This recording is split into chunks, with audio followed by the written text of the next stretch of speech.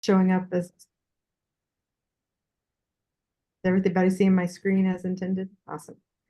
All right, so welcome. I know many of you are APDs, actually most, and which are near and dear to my heart because I spent most of my life, it feels like, being an APD.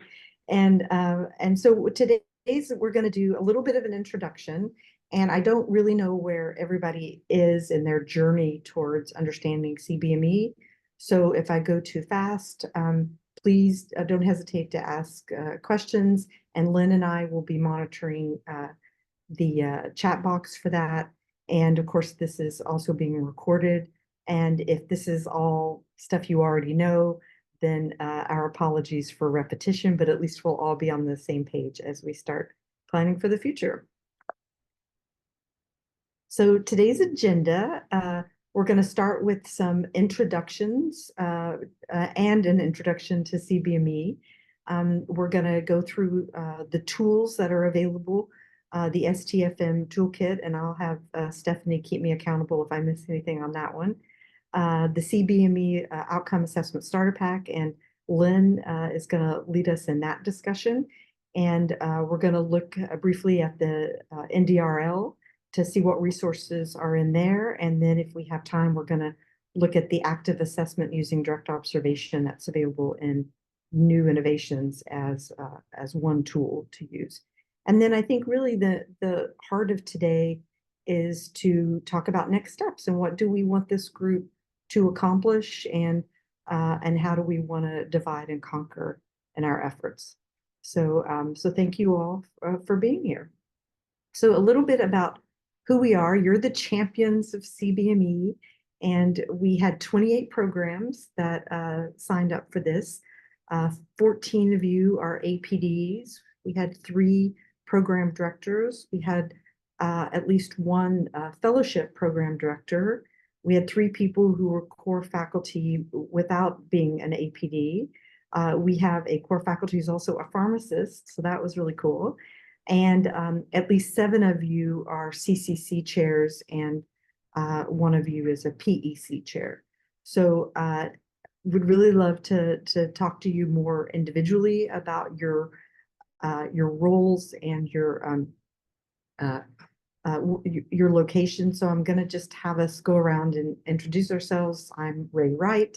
I'm currently the interim program director in Vancouver, and I am working closely with Molly and Lynn to help lead and guide this collaborative. Lynn, do you want to go next? Sure. Good morning, everybody. I'm Lynn Bateson. I am the APD for curriculum at the Kaiser Permanente Washington program in Seattle. Awesome. Molly, do you want to tell us a little bit about your role with us? Sure. Yeah, my name is Molly Ormsby, and I work at the Family Medicine Residency Network. And I get the pleasure of working with many different groups in the network, primarily the coordinators, the pharmacists, the executive committee, and love these fun projects that I get the opportunity to work with all of you now too. Thank you. Genoveva. Hi, I'm Genoveva O'Neill, and I get the pleasure of working with Dr. Wright as APD for Curriculum Affairs here at Family Medicine Southwest Washington. Thank you. Stephanie.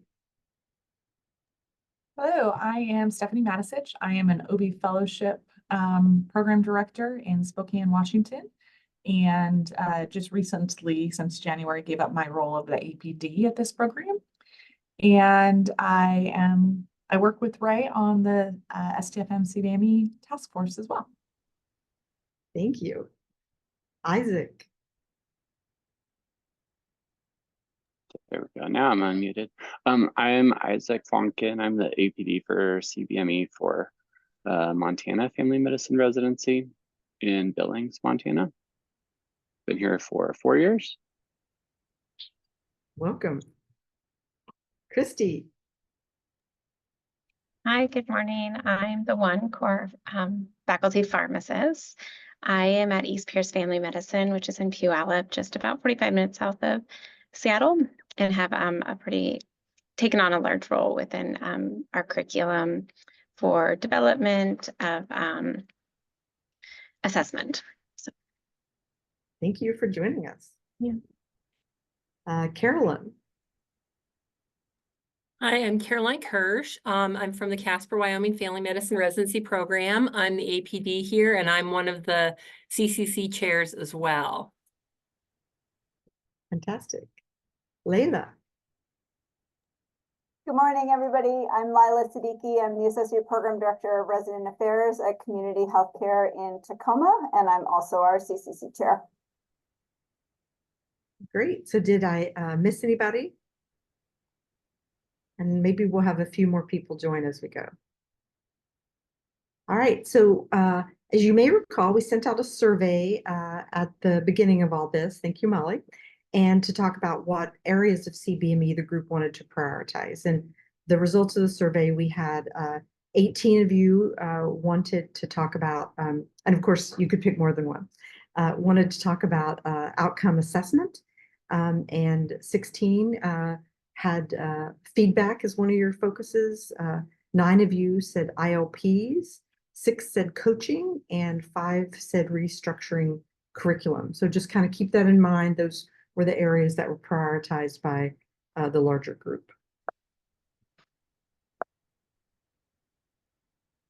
So the objectives for this brief presentation that I'm about to give on the introduction to CBME is really to talk about the resources that are available in the STFM toolkit and why those are there, and then handing it over to Lynn to talk about tools that are available and how to utilize something that's called the Outcome Assessment Starter Pack, and then to hopefully that everybody will feel comfortable giving some faculty development in CBME back at their home programs using this information and to plan ahead for that. So competency-based medical education is, it's one of those terms, it's an academic term. It's not like you go to your patients and say, oh, we're a clinic that does competency-based medical education. So what is it meant to be in big themes? And the ACGME and ABFM, some of us were at this big summit where they had all these people come together and talk about and what I took away from that are these 4 things. That competency-based medical education means we're focused on the level of competence of our learners rather than just time spent in various rotations, that there's flexibility, recognizing that all the residents are moving at slightly different trajectories and come to us with different skills and strengths, that there's more faculty time dedicated to education, which is part of what the new ACGME requirements were about when they gave the definition of core faculty, and that we engage the residents more directly in their own learning. So why do they want to refocus on CBME? What was the big why? And the stated why is that the quality of care in this country needs to be better, and they're hoping that by focusing on competence and using a competency-based medical education approach, that we will be better at training our residents to provide higher quality care, for our residents to be more adaptable, given how quickly things are changing, and that they'll be more engaged in the process of work and be more interested in going into family medicine to improve workforce issues. So those are the stated goals. And then, of course, the big one is to make sure that the program directors can sign off at the end of 3 years that all the residents are ready for autonomous practice in all the various outcomes that they've stated. So a lot of the basic tenets of competency-based medical education came from this guy named Von Mel, and he had a framework where he described 4 basic components. One is that there's outcomes-based framework, that there's progressive sequencing, learning experiences, and teaching tailored to competency, and effective programmatic assessment. So we're just going to walk through each of those briefly. So outcomes-based framework, where did they come up with these outcomes, these 15 outcomes that we've been hearing about? And the idea was that they were basing those on what society actually needs and what defines an effective healthcare professional. the big statement that they keep talking about is this idea of keeping the end in mind. So the outcomes are really about what we want to produce at the end of residency and how do we want to get them there. So we all have heard about the outcomes. We've also heard about EPAs, and just a reminder that the outcomes for family medicine basically replaced the EPAs. They're very similar, both in wording and in what they mean, but we don't really use the EPAs now as a specialty. We're using outcomes. Ped, surgery, other specialties are using EPAs. We started out back 20 years ago with the subcompetencies, and then the subcompetencies came out within the 6 competencies, and then the milestones, and now we have the outcomes. And of course, this is kind of sometimes complicated to get our brain around how all this fits together and why are they adding this other layer, and is it replacing, subcompetencies and milestones? And so is there in fellowship, we were really trying to come up with a metaphor. So I've been playing around with this. So I want votes of whether or not this metaphor I'm going to show you is effective or not. So I can take feedback, which is, one of the things we're supposed to be able to demonstrate. All right. So if you think about ABFM wants to produce a really great doctors who can do it all. So what if ABFM instead wanted to build a beautiful cottage? So this is a cottage. I feel like it represents family medicine better than most things because it's really beautiful and homey and comfortable, just like we are. So if we think about, if we want to build this cottage, what do we want the cottage, what sort of elements do we want to have when it's done? So we want it to have a thatched roof. We want it to have arched ceilings, custom windows, an English garden, probably a period bathroom and kitchen, a couple of fireplaces. So this is the outcomes of what we want for our cottage, right? These are the end in mind at the end. But how are we going to get there? So we need to hire competent people to be able to make this work. So we need people who are competent, and just happens to be 6 of these, competent in design and carpentry, plumbing, electrical and gas, landscaping, and general contracting. So all of those, we need all these competent people in order to get to these outcomes. But what does that mean exactly? So what are the sort of sub-levels of these areas of competency? So if we take the general contracting, what does a general contractor need to do? Well, they need to be able to hire people, and they need to be able to plan the project at a minimum. So those are like the sub-competencies.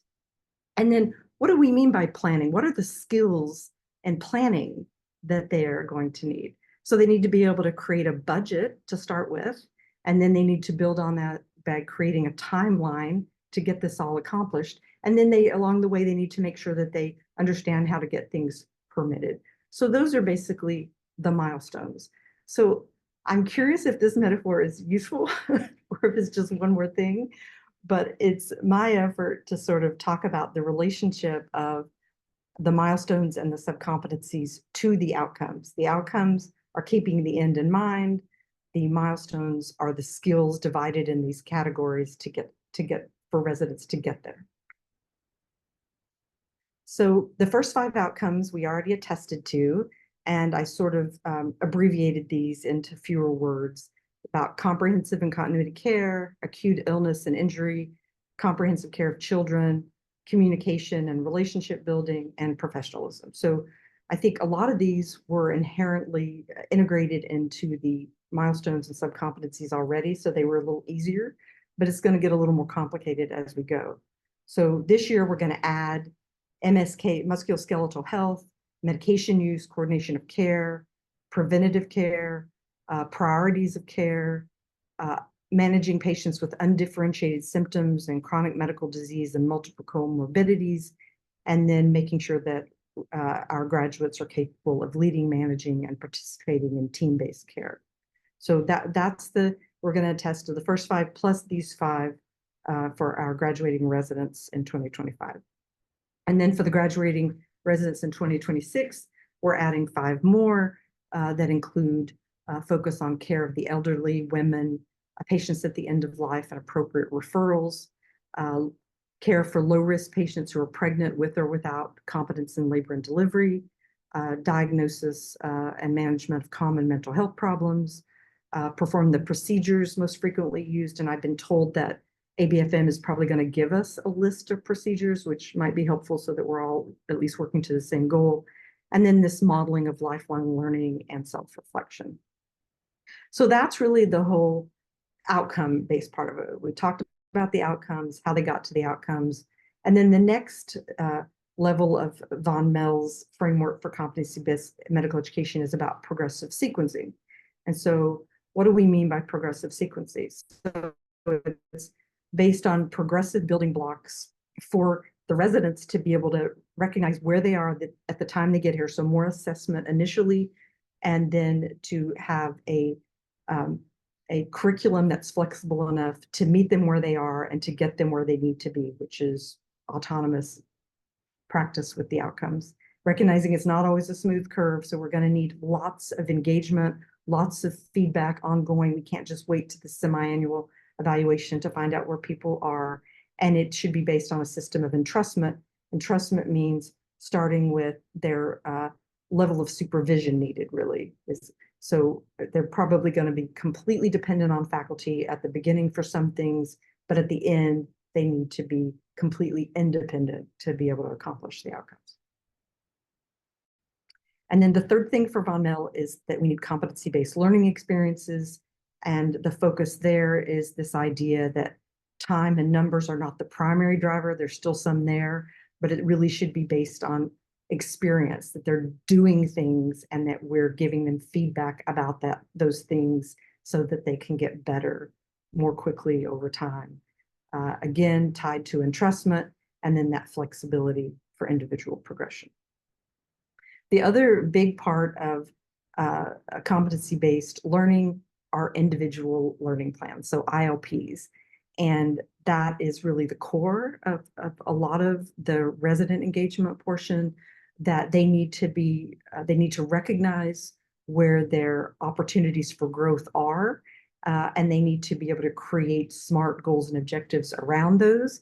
And then they need to partner with their faculty to co-produce a plan going forward to get them where they need to be at an appropriate rate. And so rather than just the faculty telling people what to do, we want the residents to partner with us because everybody's learning style is different. And sometimes they may have a better plan than we would have had for them. So at least to try that in the initial stages, as long as they're not on probation or something like that, that's a whole different issue. And then the program would be much more involved. Competency-based teaching, so being responsive, actively engaged, and then coaching. So coaching is a whole skill in and of itself that I think a lot of faculty development is needed over the next few years to make us better at coaching and giving really actionable feedback that is not about evaluation. It's actually a dialogue that goes back and forth between the teacher and the learner about how to improve. So advising and coaching, again, a big focus for ACGME, which is going to mean more responsibilities for advisor, which of course requires more designated time, and then this opportunity to learn about coaching. So this is going to be a challenge for all of us, is where does that time supposed to come from? And so to be thinking about strategies to incorporate that more into all of our programs. And then the fifth thing from Von Mell is the system of programmatic assessment, which is not assessment of programs. It's actually a system of assessment of the residents that the program has in mind. So it's the idea of multiple points and methods, not just end of rotation evaluations, not just from one site or one place, that it's personalized and timely, so associated with feedback in the moment, more of that, that it leads to an ability for the CCC to process that for decision-making about promotion, that it's free from bias as much as possible and is at least making an attempt to be that whenever we can, and that it's based on, promotion is based on that entrustment, again, level of independence as they progress. So what's ready now? So there are lots of people have already lots of great assessment forms that they've built, but the task force was asked to create one that was focused on direct observation with feedback and could be used as a mobile app. And so we, as a task force, Stephanie was involved in this as well, created something called the active assessment using direct observation. And so anybody who needs some extra help using that effectively, we can provide that for you.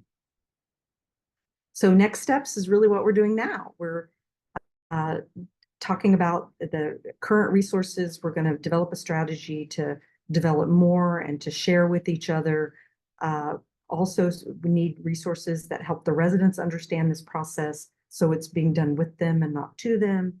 And then figuring out ways to make sure we have appropriate time to do this work.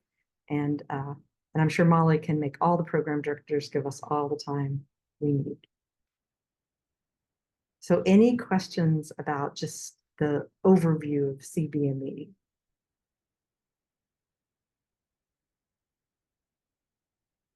I would love seeing that active assessment app in action. Thank you, Isaac. We will try to do that today. If not, we can do it next time too. Any other suggestions or questions?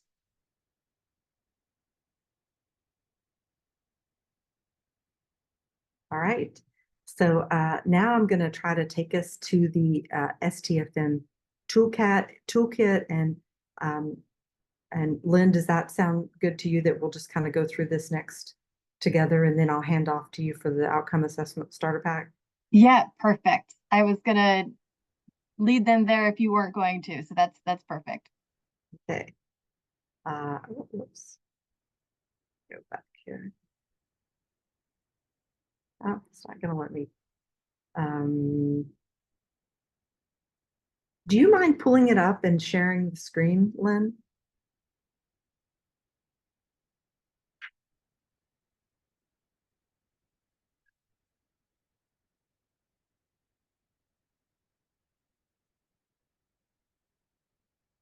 Yeah. So if we start by just clicking on the competency-based toolkit here, and these are the familiar buttons that the task force is constantly looking at.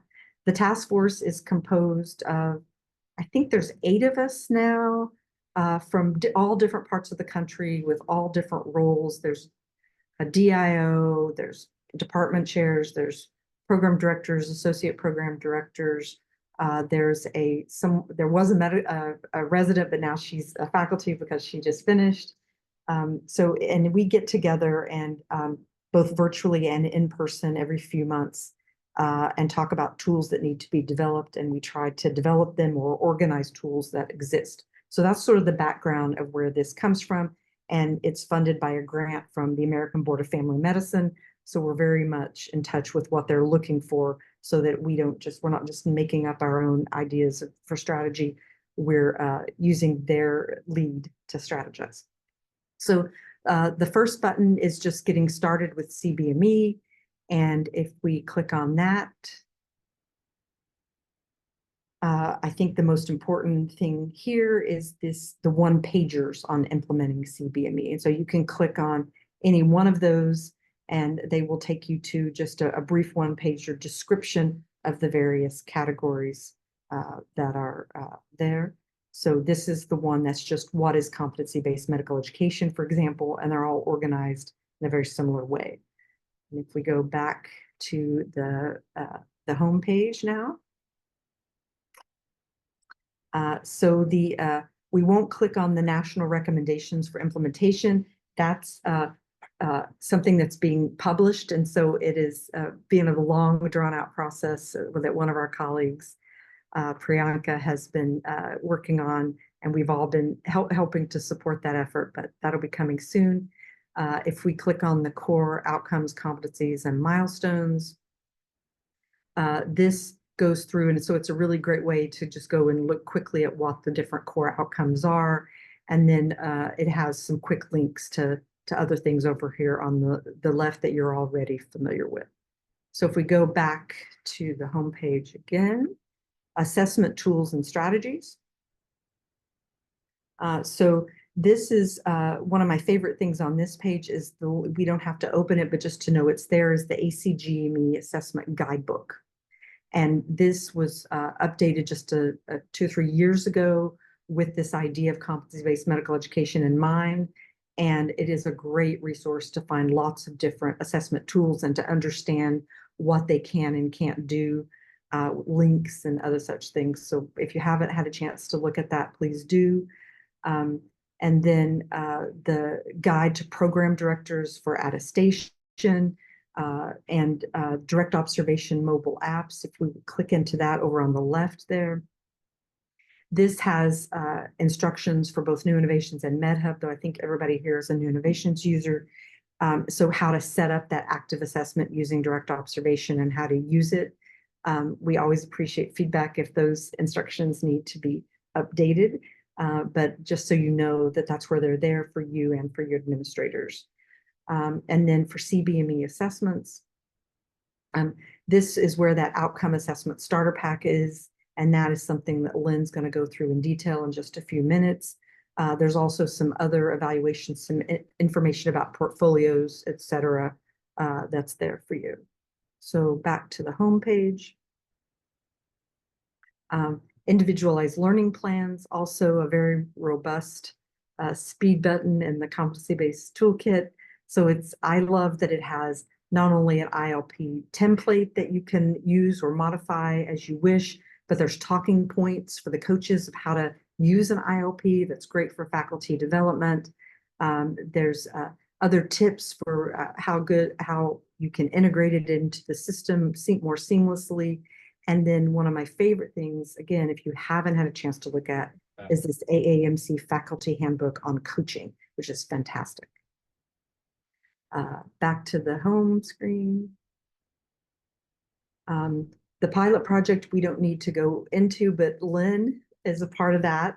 And so there's 33 programs around the country who are implementing these tools and giving us feedback about them. So when Lynn takes over, I'll let her tell you about that experience. And we could do something similar in WWAMI if we need to. There's the in-person CBME faculty development opportunities are a lot of those are through ACGME and STFM. And these are some hyperlinks so that you know what's upcoming to get more information about CBME. And back to the homepage, the list of faculty development webinars. And if we open that, you can, all of these to the left here, you can actually open those up and they're all recorded. You can also use them for your own program to do faculty development or just watch them for your own edification. And Stephanie and I both did. And I think Lynn, did you do one of these too? Yeah, so 3 of us could see these familiar faces. And then the plug and play didactic CBME are really more of the ones from ACGME. So that's just an introduction to the toolkit. We're about 30 minutes in now. So I'm going to just quickly go back to sharing my screen here.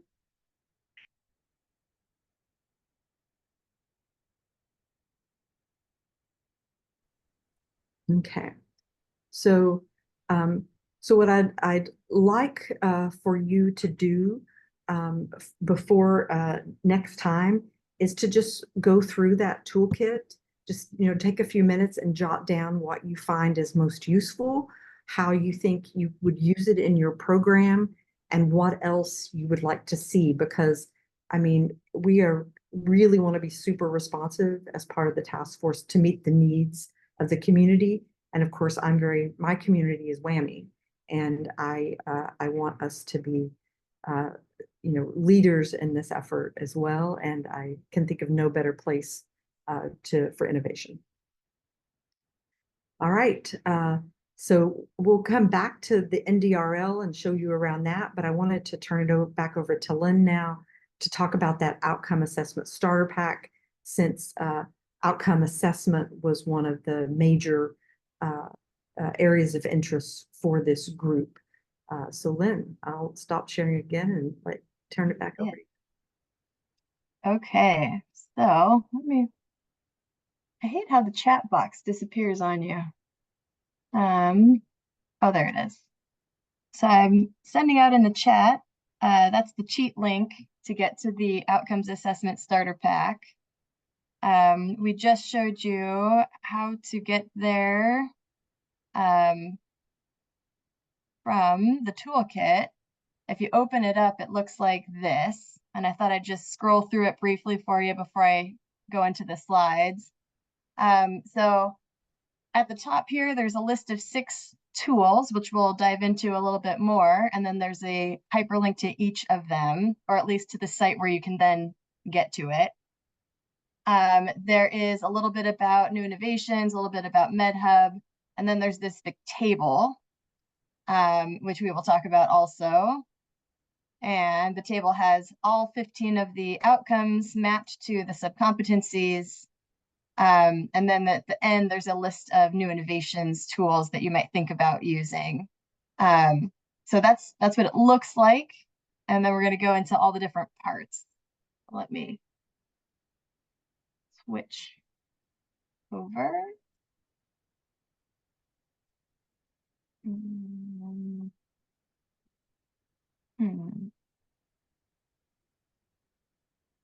And uh-oh, my PowerPoint is not responding. Is it No, showing? it's here. Yep. Okay. The my other screen has the little circle of death and it says not responding. Well, Lynn, I have your presentation if you want me to pull it up and you can just guide me to. okay. Well, it's loading, I guess. Yeah, actually, it's still doing the circling thing. I should have opened it sooner. Do you mind pulling it up? Not at all, no.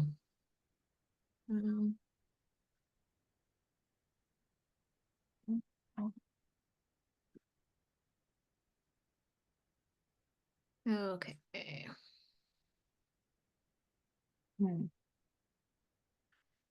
I'm gonna kick you off the share screen. Yes. Oh, scary window. Okay.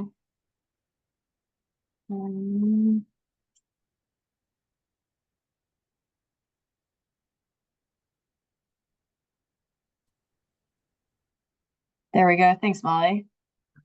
It had to, now it's closing and recovering. I don't know if I don't know if it's going to be okay, but we have you, so thank you. So thank you. You can go past the title slide. That's me. I am Lynn Bateson. This is the Outcome Assessment Starter Pack. And got the next slide up.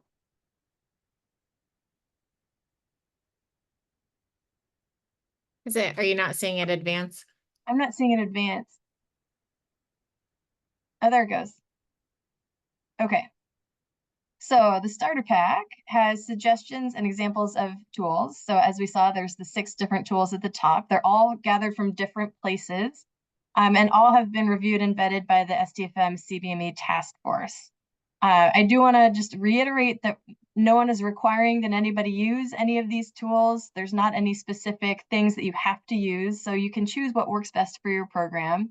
And it might be that you take one of these and modify it or edit it, make it your own, or make something similar. But there's some really good tools already existing, so you also don't have to recreate the wheel.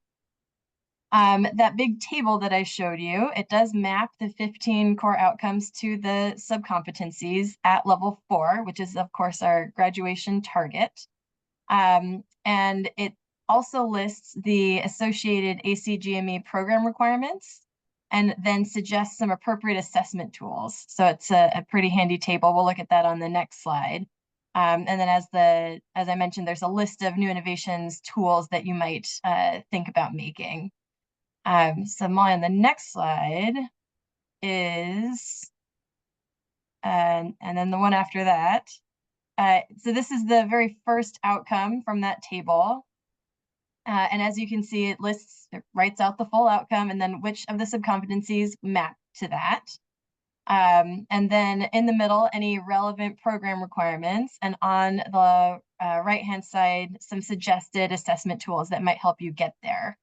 So this is a really nice tool that you could use in a couple of ways. You could use it as sort of a checklist to kind of look at what you're doing and make sure you're doing all the things, but also to make sure that you are assessing everything you need to be assessing. Are we actually assessing all of those different subcompetencies in all the right places?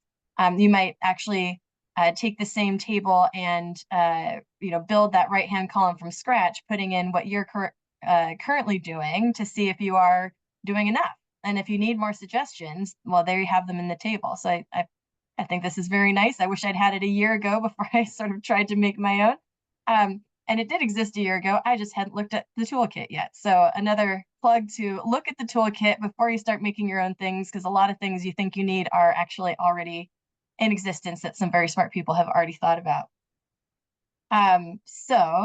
Moving through the different tools then, we're going to just look at them one by one, and you'll see there's a structure to how we'll look at them.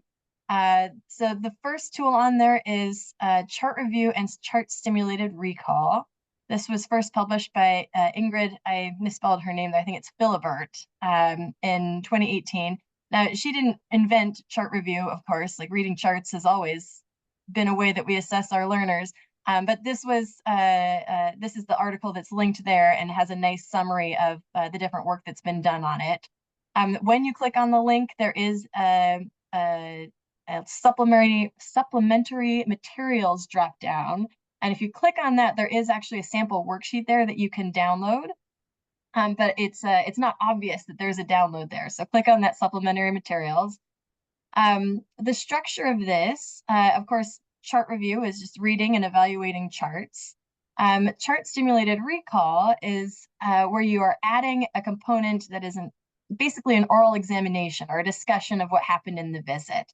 And it gives it gives the resident the opportunity to discuss their decision making. What did they choose to order? Why did they choose to order that? What were they thinking about? What was the differential? You can also ask about the interactions with the patient. How did the shared decision making go? How did you arrive at the plan together? How did you arrive at the follow-up? All of those decisions, really getting into and sort of having the resident explain to you, why did you do it that way? And then you also have the ability to compare that with what they wrote and see if their documentation is really representing their knowledge and representing their thought process. And in that place, of course, you can have a feedback conversation. You can ask the resident for their understanding of it. So it becomes a much bigger process and a better learning tool when you add on that component. And the next slide, Molly. This is just a screen grab of the first part of it. It's actually a couple of pages long, but it sort of leads you through that process of having that case discussion. Why did you do this? Why did you do that? Explain this. It's, I'm just going to give you my unfiltered opinion of some of these. It's a little long to do. Like, you're not going to do this in the moment, just sort of precepting on the fly, like, hey, let's do a quick chart stimulated recall. It's a process you're going to want to protect time for. Because again, the full worksheet is a couple of pages long. So you might also want to make perhaps a shorter version that works for your program and the place you want to use it. But I do like that it's a pretty good teaching tool. So on the next slide, Molly, I've broken it down for you with each of the tools. What are you going to use this to assess? When are you going to use it? And some ideas for implementing it.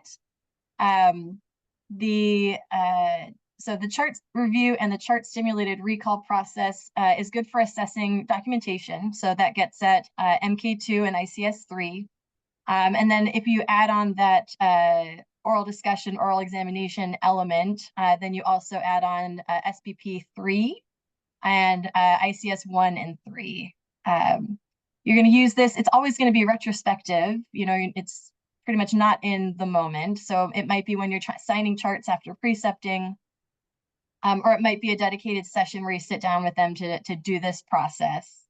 And maybe you could incorporate that into an advising meeting or a clinical shadowing session. You block the last, slot of the hour to do a case review. You could maybe teach your senior residents to do this process with your more junior residents, particularly the ones who are maybe senioring on the inpatient team or who are interested in faculty work after graduation.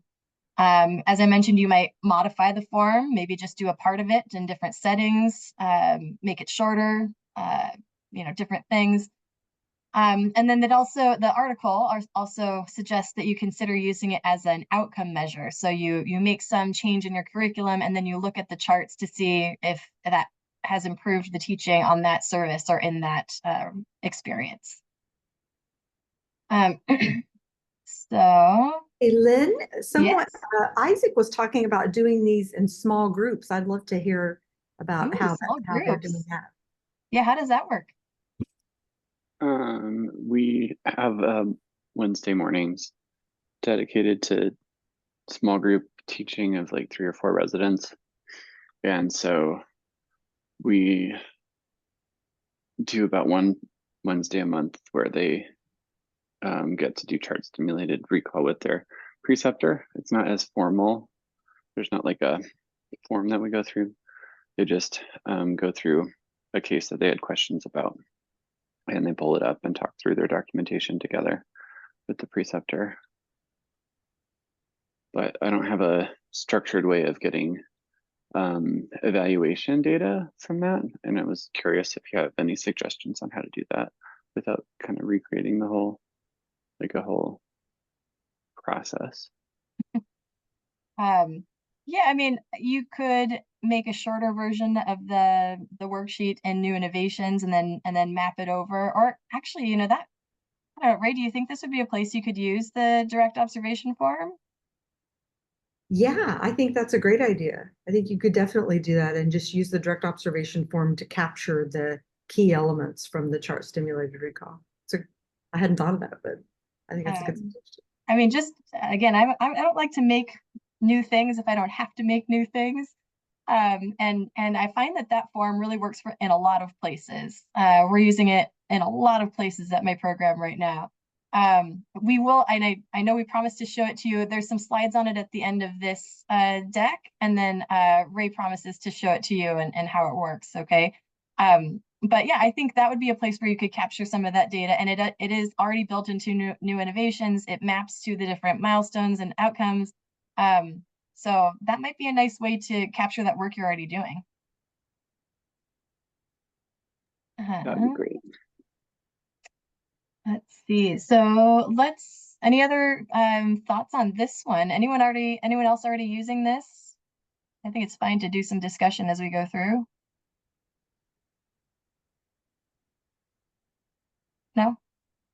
Okay. The next one is the Assessment of Reasoning tool, or the ART. This was developed by the Society to Improve Diagnosis in Medicine. It is free to download from their website. And what I really love about what they've done with this is they actually have 5 short YouTube videos that are done sort of whiteboard style to teach your faculty how to use them. So, I had a vision that I would teach the faculty in a nice development session how to use it, and ran out of time, as we all do. And so what I ended up doing instead was just saying, please watch these videos. And everyone felt like that was great preparation. They're pretty short. They're like 3 to 5 minutes long. And honestly, you could probably use the tool just by watching 1 or 2 of them, really. The structure of this thing, I'll show it to you on the next slide. It's a table. It lists 5 specific behaviors or skills that are typically demonstrated during a patient presentation. And then the rater assesses each of those skills as sort of minimally performed, partially performed, or completely performed based on the anchors. And then there's a line for kind of an overall assessment, and then a comment box for other feedback to the resident. So if you go to the next slide, Molly, this is what it looks like. And I apologize, I know the print is small, but for example, that top skill says did the learner collect and report a history and examination data in a hypothesis-directed manner? And then in order to be judged complete on that, you have to follow a clear line of inquiry, directing questioning and exam to specific findings likely to increase or decrease likelihood of specific diagnosis. So for that one, it would be best probably if you had observed them collecting the history and asking the patient the questions to make sure that they were following a clear line of inquiry.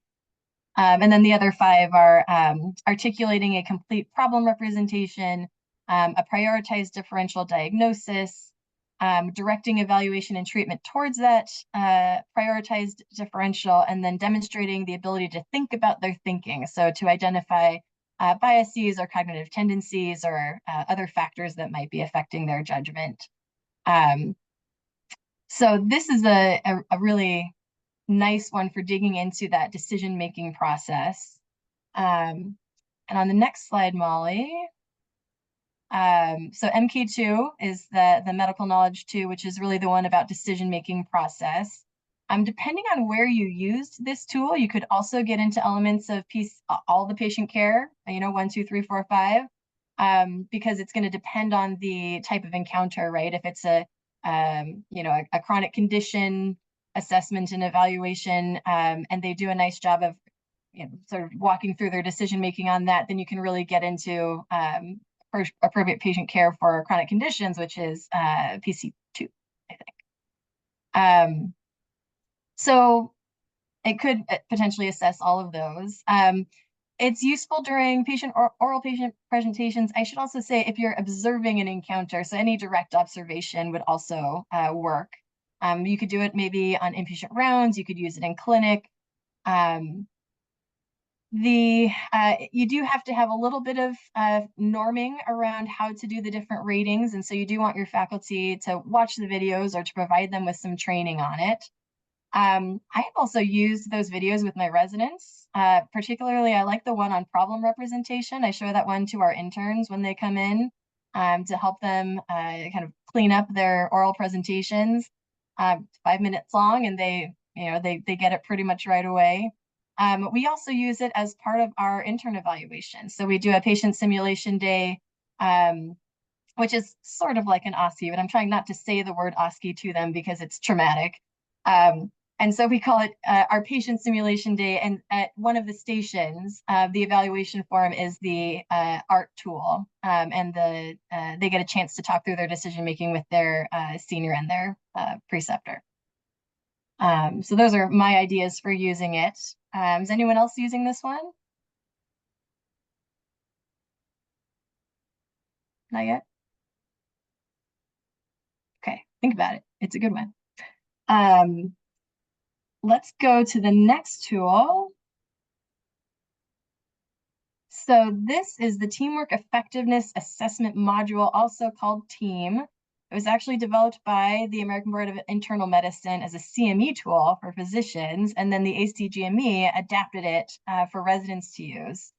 And it's meant for them to be able to gather feedback from their interprofessional team, folks that they work with, but it can be used really with anyone. It could be used with other physicians, folks they work with on their inpatient teams. I'd say you could even use it on in settings outside of your hospital, community preceptors and things like that. It is free to use, but you have to set up an account. You have to register with them. And then it becomes a really nice multi-source feedback tool. So how it works, there's a self-assessment that the resident completes, and then they get to identify who they'd like to fill it out on their behalf. But faculty and the program director, whoever else has a suggestion for who they'd like to hear feedback from, can add more people as well. And then the program sends out a survey to those folks. All of the responses are collected anonymously and collated together. And then once there's enough data collected back, then a report is generated and sent to the resident with all of it together. And on the next slide, there's a shot of that. So there's just the first 3 questions. It is, I want to say 31 questions is what I had on the last slide. And it's things like, I check in with other healthcare professionals, including non-physicians involved in caring for my patients, to make sure they have all the information they need from me to provide patient care. I give my team all the information they need for me to assure a safe transition when a patient is transferred from another facility to my unit. And the third one is I give my team all the information they need for me to assure a safe transition during a patient's discharge from the hospital. So right there in the first 3 questions, you're actually finding out about transitions of care and discharges. And interprofessional collaboration, 3 questions. So it's a pretty high yield thing, actually. I like it a lot. Should you go to the next slide, Molly? So you can capture a lot of skills here. So coordination of care, transitions, discharges, that's all SBP 2 and 3. Communication with your team, your healthcare team is ICS 2, and then documentation wise is 3. Professional behavior, including do they ask for help when they need it? Do they hold themselves accountable for their actions? All of that is included in those questions. So you get professionalism 1, 2, and 3. And then it also asks them about whether this person is good at giving and receiving feedback. So you get it PBLI 2. So I like this because this helps to assess a lot of those soft skills that are really hard to capture otherwise. And their interprofessional teamwork in general. And you can use it in any setting because the questions are really quite general. It really isn't specific to a particular setting or person or anything like that. Some different ideas for how you might implement it. It is a bit of a process, you know, as you probably can all relate. When you send out an email survey, it takes a while to get them back. And it might take a couple of reminders, and maybe it takes a month to get everything back before you can collate a report. So this isn't maybe something that you're going to do multiple times a year or on any kind of continuous process. It might be something you do once a year, twice a year, something like that. You might have someone who's in remediation for some of those soft skills and maybe use it a little bit more often for that. But it's really nice that it is already built. We were doing a version of a multi-source feedback thing that we had built clunkily in New Innovations, and it didn't work very well. This, again, don't build it. If it already exists, this already exists, and it's actually very nice. So highly recommend. Is anyone using this already? No? Great. Learning new tools. Let's look at the next one, Molly. Okay, this one has a difficult title. This is the Interprofessional Professionalism Assessment, or the IPA, and it was developed by the Interprofessional Professionalism Collaborative, which I didn't previously know existed, but it's actually a group of 12 organizations, including our very own AACOM, AAMC, and NBME are all part of this collaborative. This assessment focuses on observable behaviors that illustrate the elements of professionalism that are unique to collaboration between health professionals. It can be used for self-evaluation or evaluation of other people, but it's really about that interprofessional piece of it. It really can't be used with other physicians. It doesn't really, like, the questions just aren't worded in a way that makes sense that way. It does ask 26 different items divided into 6 sections, and then you just rate them strongly disagree to strongly agree, and then there's a place where you can leave some comments. And it looks like this on the next slide. So here's the first of the 6 sections, 5 questions about communication. And again, you just, Likert scale, check the box, strongly disagree to agree. And you can see that it's really,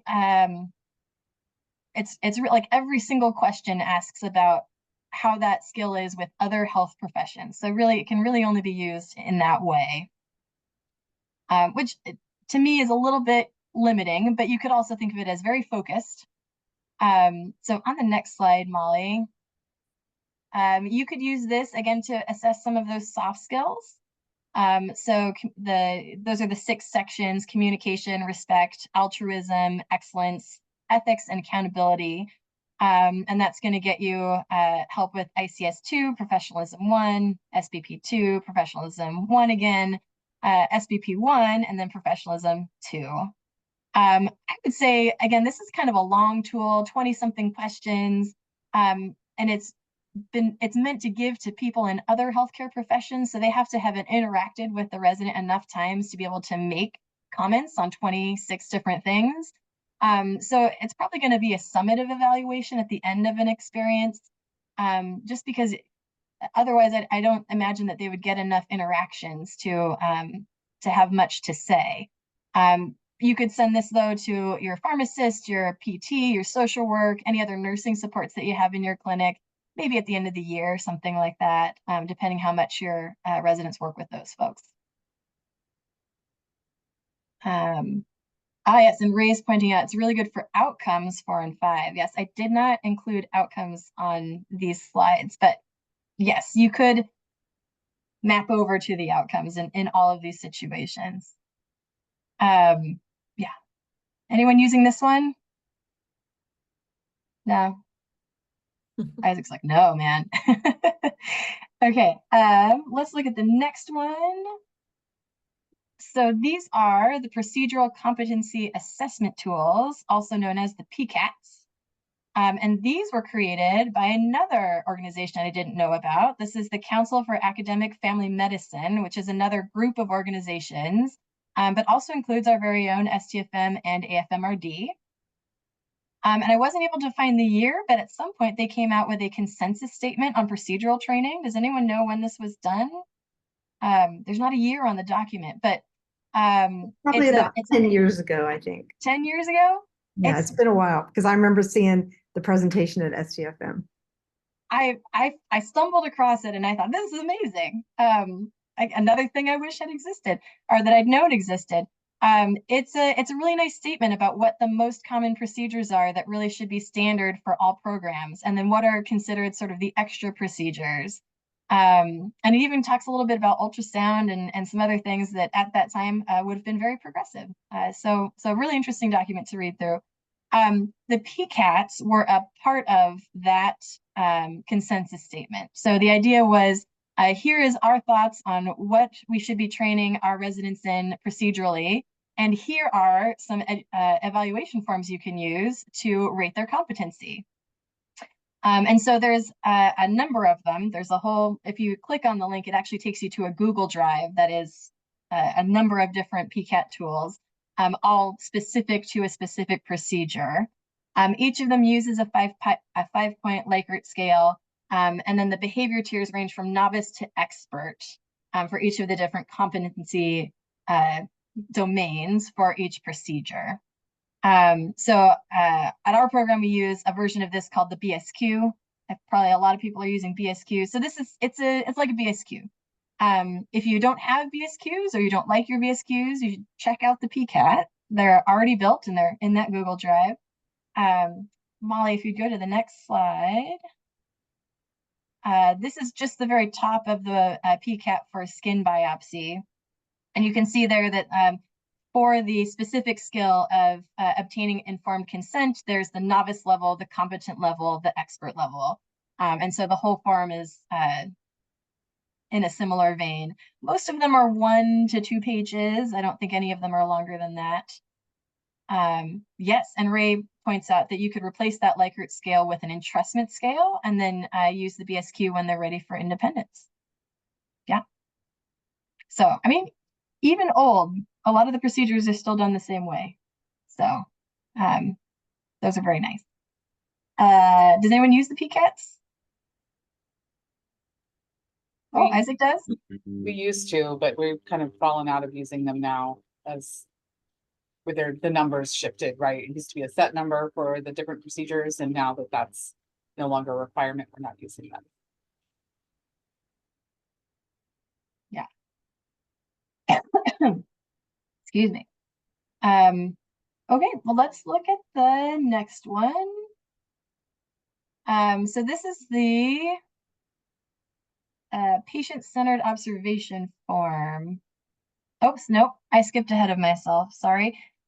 So the PCATs are best to assess procedural skills, which is PC5. You're going to use it to evaluate procedural competency. The intention would be that you're evaluating their competency without your guidance. They were not intended to be used as a formative teaching tool, but of course you could use them that way. They could be something that residents study from in order to prepare for a procedure. So you'd want to keep them, available for review. And then you might want some laminated copies to be used kind of on the fly in the preceptor room. I don't know, it's kind of similar to how you might use BSQs if you're doing that.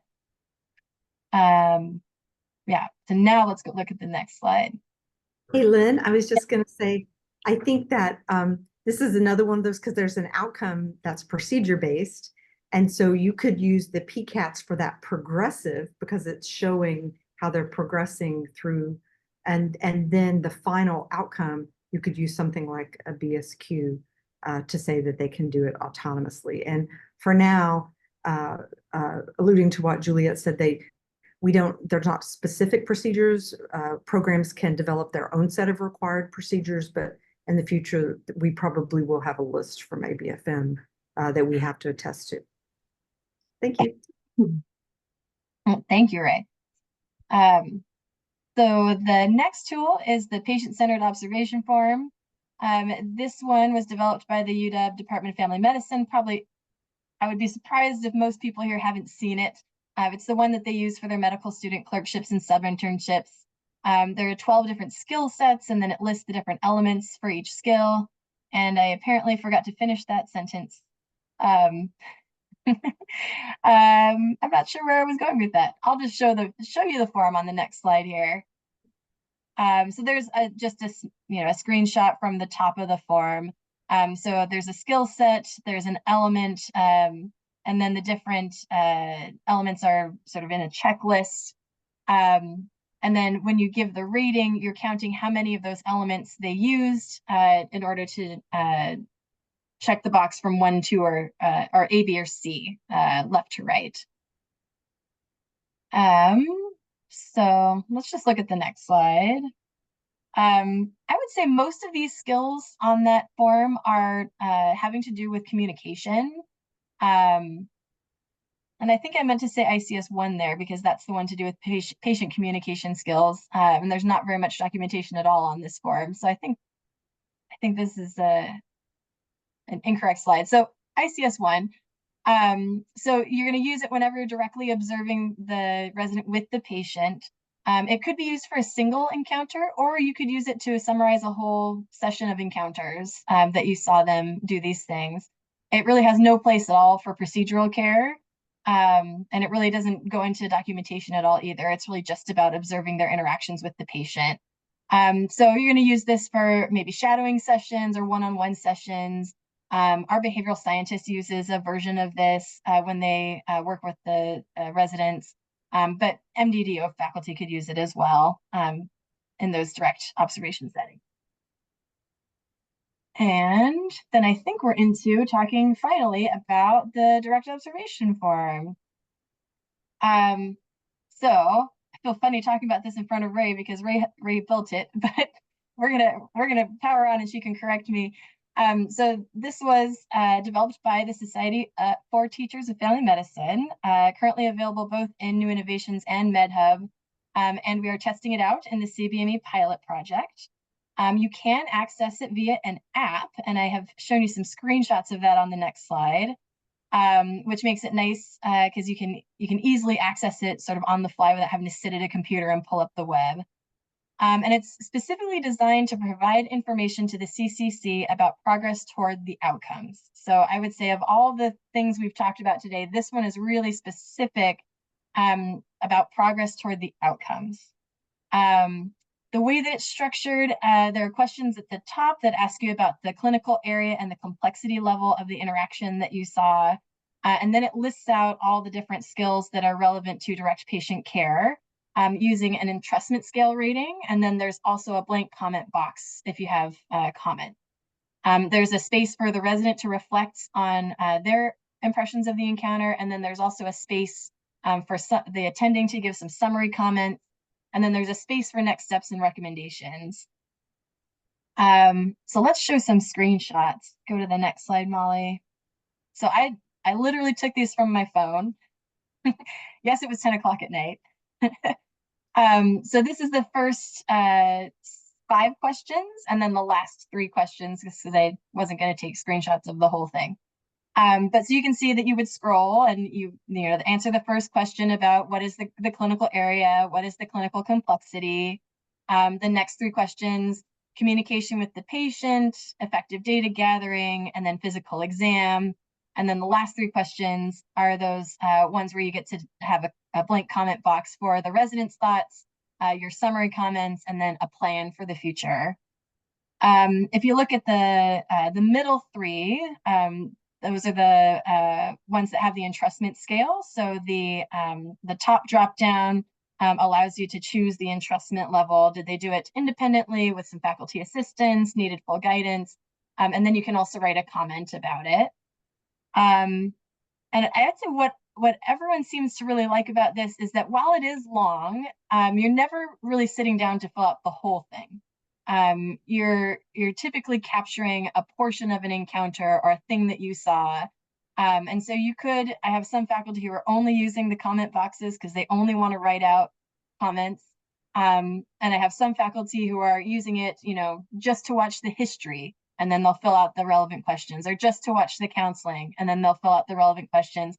I've used it after precepting. So maybe I didn't see the patient at all, but I can still comment on their decision-making and their, whether I thought they did the appropriate exam. Like there's still things that I can pick out, even if I didn't directly observe them. Sorry, Ray. So it's nice because it's so flexible. It can be used in so many different ways. And would you go to the next slide, Molly? Thank you. So in looking at this, there's a number of possibilities for what you might assess here in terms of the subcompetencies. Definitely patient communication, all of the patient care, subcompetencies, teamwork and communication is in there too, some professionalism. And then whether they're able to engage in their plan for improvement would also get to PBLI 2 and professionalism 3. And then potentially others, depending on what people put in the comment boxes. You're going to use this again, it's in the name, directly observed patient encounters, but really in any setting. So we have folks using this on the inpatient medicine team. We've tried to get some uptake in OB. We're definitely using it in clinic. And it's really been great in all those different places. It's not great for procedures. One comment that was at the last meeting of the pilot project folks was that some people did want either a separate procedure form or like for the form to include more about logging procedures. I don't know that I personally feel strongly about that. I think that is a totally different skill that we assess in a different way. But that's my own feeling. In the pilot project, we have a goal of filling one of these out for every resident each week. I would say we're not quite meeting that. We're trying. I think we have 18 residents and we're getting on the order of like 12 to 15 per week. So I'm pretty good about that. And it certainly is a lot more information than we used to have. We just sat down for our CCC last week and it was amazing how much more information we had. Yeah, Ray, do you want to say, I'm sure you want to have more to say about it. And then it sounds like folks would like a demonstration. Yeah, so what I would say additionally, thank you. That was a great summary, and 15 per week. I'm so excited. Congratulations. I'm working hard. Yeah, you are. But so one thing is if you are using it on the app and you don't have to type it in there, you can actually use voice to text for the comments, which was something that I think makes a big difference, at least for me, since I only do voice to text anyway, because I'm old. And then there's and someone asked the question, if you had to fill out, if it'll let you submit, absolutely. The only question you have to answer is the first one, which is which category it is, because without that question being answered, the New Innovations doesn't know where to send the information.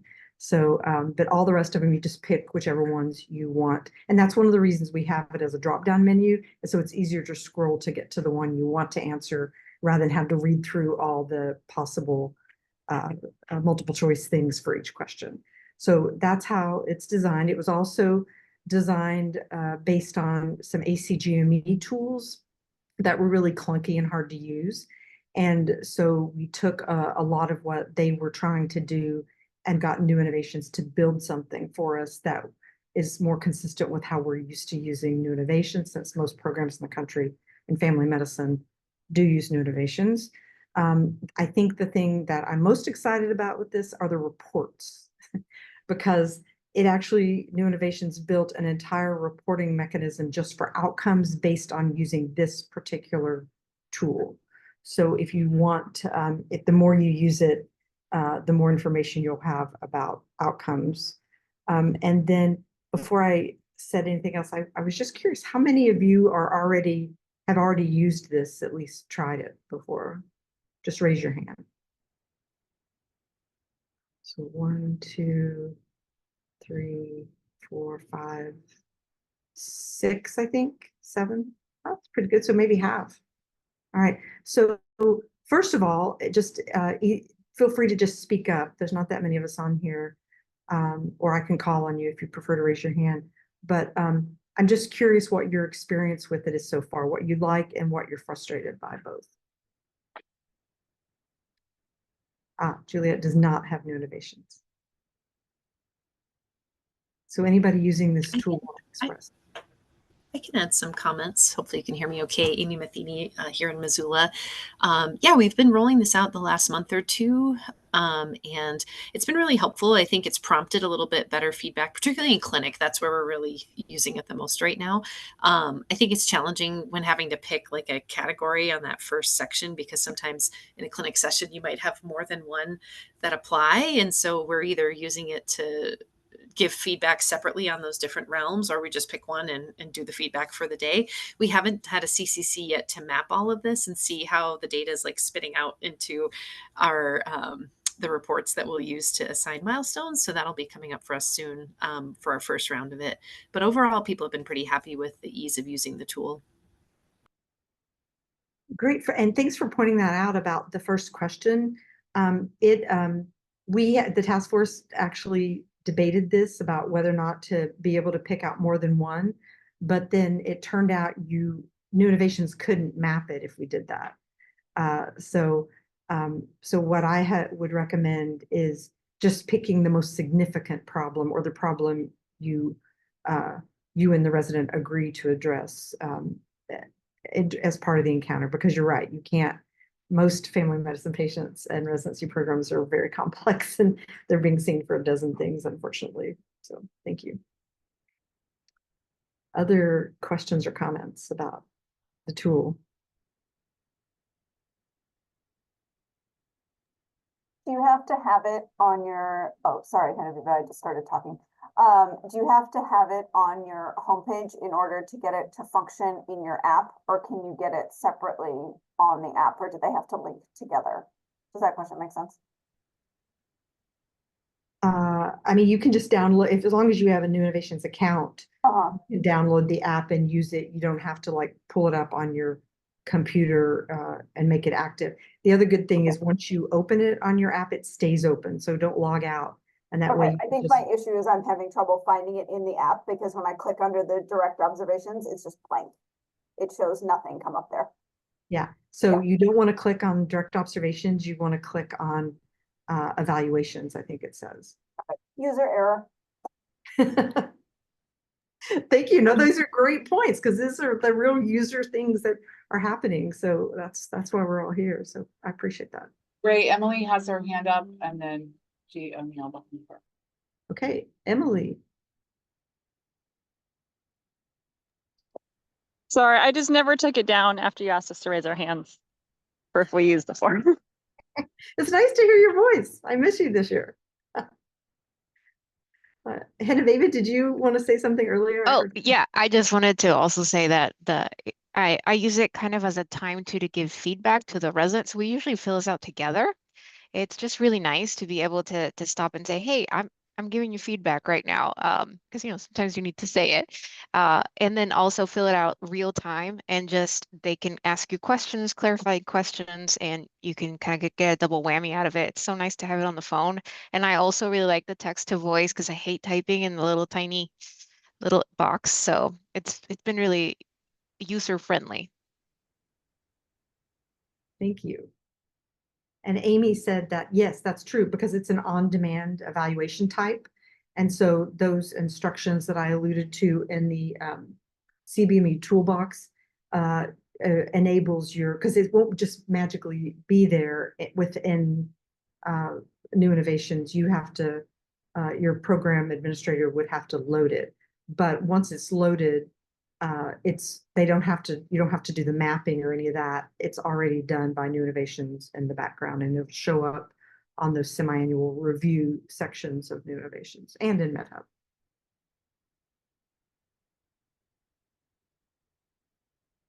Lynn, I would love for you to show the report. Oh yeah, I love this. I think it's so cool. Let me do that. There we go. So I'm going to backtrack just so you can see how I got here.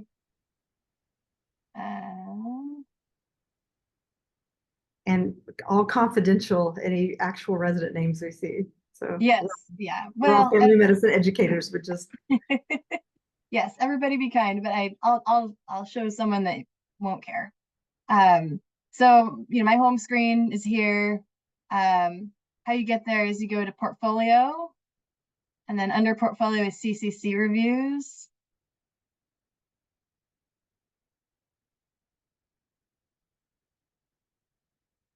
And it's thinking about it. And I also like that you can ask it to map to either milestones or outcomes. So if you're, depending on which thing your CCC is looking at, you can sort it that way. So when we did this recently in our CCC last week, we did it by milestones. So let me show you actually a second year who has a little bit more robust data. Actually, we'll do a third year who has nice robust data. So if you're pulling it up by milestones, you just click on the milestone you want to look at. And it has the full, subcompetency table at the top. But then if you scroll down, it has pulled any relevant comments from any evaluations that are mapped to that subcompetency. So it does rely on you having mapped your evaluations correctly, which I'll admit ours are not perfect. But actually, you don't have to map them. New Innovations mapped them. Really? Mm-hmm. Even the ones that are program built? Oh, not if your program built it, but if it's that's what I mean. The one in New Innovations that gives you all the outcomes reporting, it actually mapped it for everyone, and, and it shows up in the comments. Yes, and actually, I think these top two are from that from the direct observation form. But for example, this one, this is one of our general medicine evaluation forms, and I can tell because they use kind of a common login for that. We did not have any critically ill patients today, so I mean that's sort of mapped appropriately, but not helpful, right? Anyway, you get all the comments that are mapped to that subcompetency. And then if you do it by milestone, so if we go back, or sorry, if you do it by outcomes, which is how the direct observation form is built, then you get all of that nice direct observation data. So here's one of our first years. She's actually been doing a really good job of getting these done. So here's core outcome 1, and then here are the relevant things, and she was really independent a lot of the time. And here's some nice comments that people made, and you can kind of scroll through this and then get a good sense for where that person is in their competency on this. Yeah, and I would just add that it's in chronological order, starting with most recent at the top, which I think is super important because, we're talking about progression towards autonomy. And so what you care most about are the comments and the scores at the top. And then it's kind of reassuring if when you see at the bottom, they were doing less well, and then at the top, they're doing well. That's what you want to focus on with them, is that their progression. If it's all over the place, then it kind of helps to look at, like you see those little M's and L's and stuff, or maybe is it related to the complexity of the patient, for instance?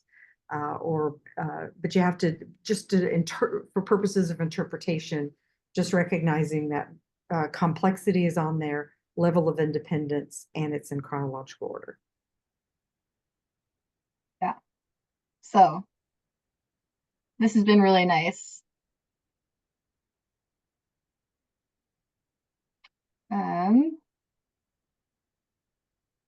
Anything else people want to see?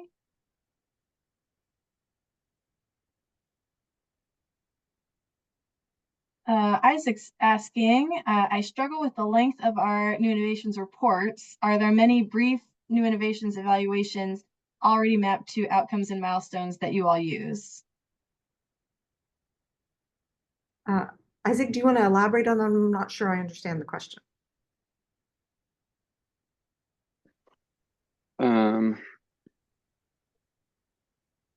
Let's see. Oh, I think I meant like the length of our new innovations evaluations. I feel like the just it's a really big barrier trying to get people to fill out these evaluations, and they're really long. Yeah, and so I don't know if you mean besides this one, just like other evaluation forms more. yeah, and well, what I would like to do is have a good starting place to like look through what's available and see if I can Let me rework show it. you where those are actually in new innovations. Especially since we're starting to try to map to competency-based Yeah, so outcomes. if you go to evaluations and then evaluation forms, is everybody seeing my screen? Okay, and then you go to external templates available. Or actually, no, go to new, sorry. And then evaluation form library. And then it has here STFM evaluation forms. So these are the ones that we screened at the task force and uploaded them into new innovations for programs to use. So it has the one we just talked about, the active assessment, but it also has things like this one, the feedback form. So this is, and it tells you about what these are most useful for in the outcome assessment starter pack. So you can look at that, and all of those that are referenced in the starter pack are actually, this is where they are. And so this one, for instance, is kind of a riff on the longer version of the outcome, but might be better for community attendings, for instance, to use, because it just has the clinical area and then it has the direct feedback you give. So that's an example of that one. And then another one that we use for outside attendings as well is this general evaluation of a resident. And so it just has 4 questions. Did the resident arrive on time? Did they seek feedback and show a desire to learn? And then an opportunity to add some comments.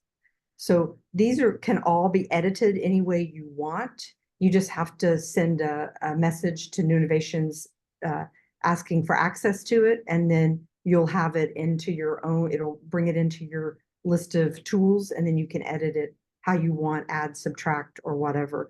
But this is just, again, a list of tools that are really basic, but are simple to use, and all serve a particular purpose as noted in the outcome assessment starter pack. Is that helpful, Isaac?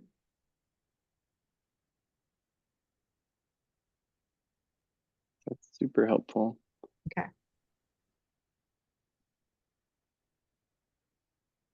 Ray, I just have one clarifying question about those. This is Stephanie. Yeah. Again, the active assessment is the only one linked to outcomes, and all of the rest of them, are they linked to milestones at all? Yes. Okay, so we'll have milestones and then we interpret them later.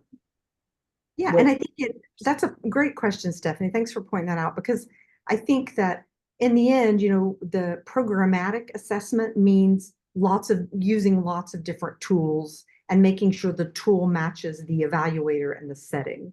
So even though we tried to create this direct observation tool to be used in most settings for most people, we know that's not always true. And it's certainly not the best tool for something like a multi-source feedback or 360 evaluations.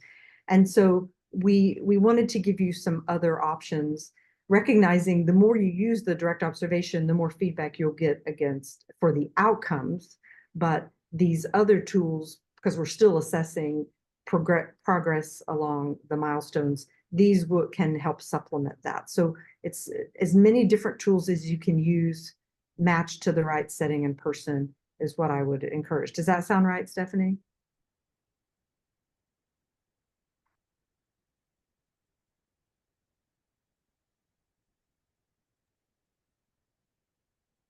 Any other questions? I see Danielle with her hand up. I just wanted to give some advice for Isaac, just having done this a little bit, which is a bit of a tedious task, but something I did over the last year that was kind of one of my goals, is I took a look at kind of all of our evaluations that are evaluations of the resident. So not resident evaluations of a rotation and not resident evaluations of faculty, but all of the things that people fill out about residents, and I mapped them. So we are all completely mapped to milestones, but I went and I was like, okay, which milestones on which rotations, and then figured out that like patient care 4, we have 20 different questions throughout our residency that are mapped to patient care 4. And it's actually probably too much information. And when I look at that, like, where are people either not answering the questions, or where do I think that that's like poorly evaluated? It's so tempting when you have like individual faculty in charge of individual evaluations like they are in our residency and curricular areas, for them to be like, oh yeah, we do some patient care for. And so as the APD of like assessment, I went through and like I did some ruthless decluttering of our evaluations and tried to like take out, and I'm like, I actually don't care what the random surgery faculty thinks about the first block interns, a care of the acutely ill patient. Like, it was just, so I did a lot of that decluttering, and it helped to parse back our evaluations so they're not so long, and because a lot of them are really too much information. That's great. And I think that that's sort of another big point, was the first thing to do for creating competency-based assessment strategies is to prune your existing evaluations. So thank you for bringing that up and already doing that. And that's really important. And then adding new tools maybe after that. It may be worth just, as you said, having a table that, and there's some tables that we can, that are on the NDRL site actually for this. I think if not, we can load them, that to allow you to do that, where you map, like you were saying, the evaluation tools with the milestones and with the rotations themselves. So that's great. Thank you.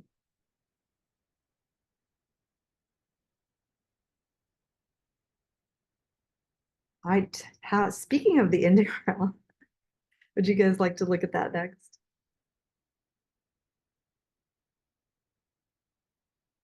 Let's see here.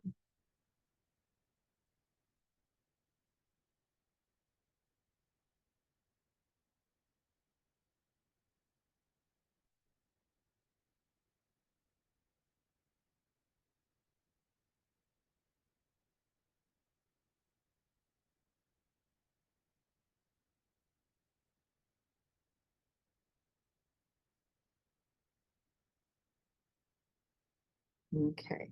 Are you seeing the NDRL or not? Nope. Okay, I'm going to reshare them.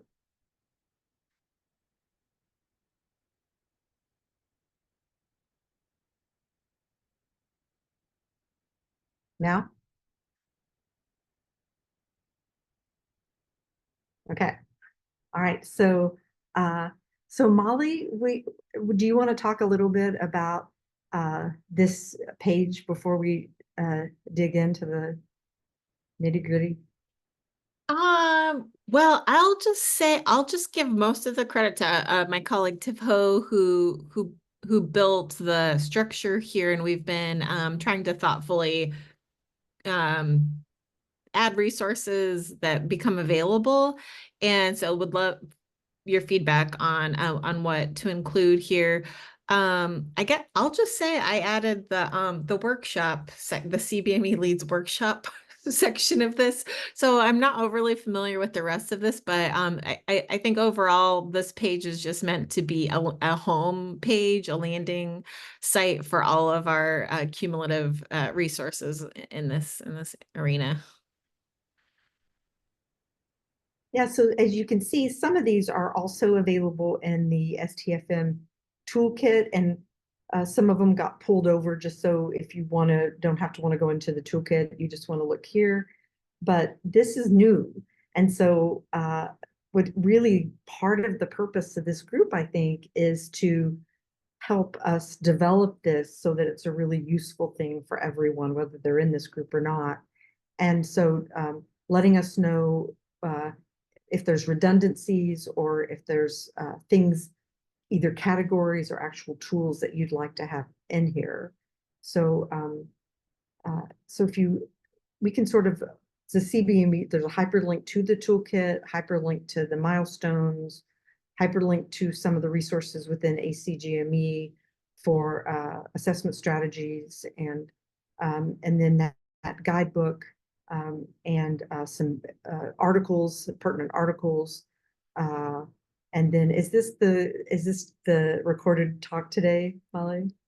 Yeah, that's the agenda. And then if you want to click on it, it's, any resources that were provided today, I've added here, including you and both of the presentations. So folks can go back and review anything here.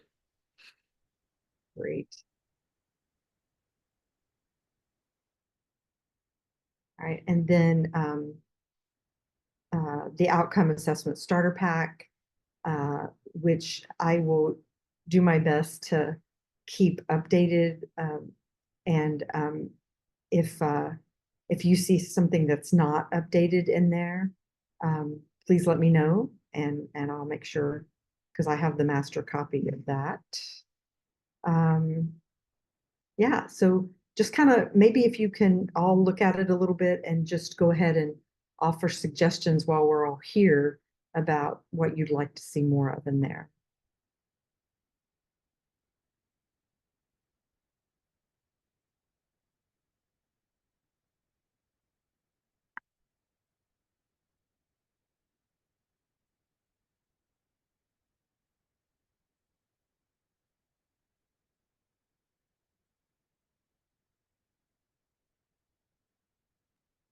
Ray, is there somewhere in here, is there like a timeline of the outcomes? You mean like the for how each 5 are rolled out sort of thing? Yeah, Yeah, that would be a good thing to have right up at the top, the list of them with the, so Yeah. we can certainly add that. Thank you.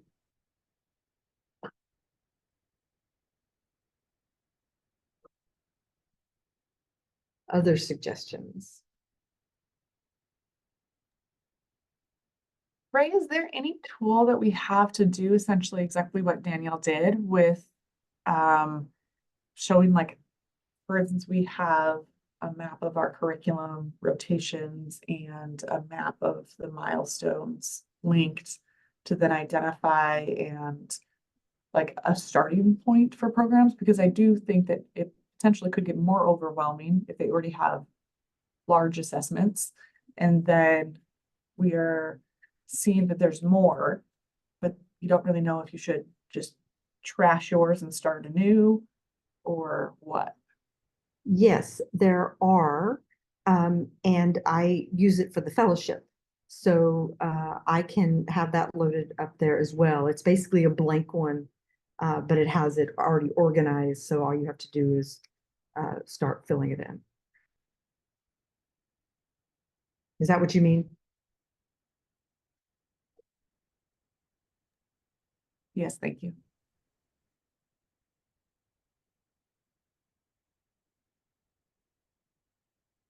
This is good. That's what I'm hoping for.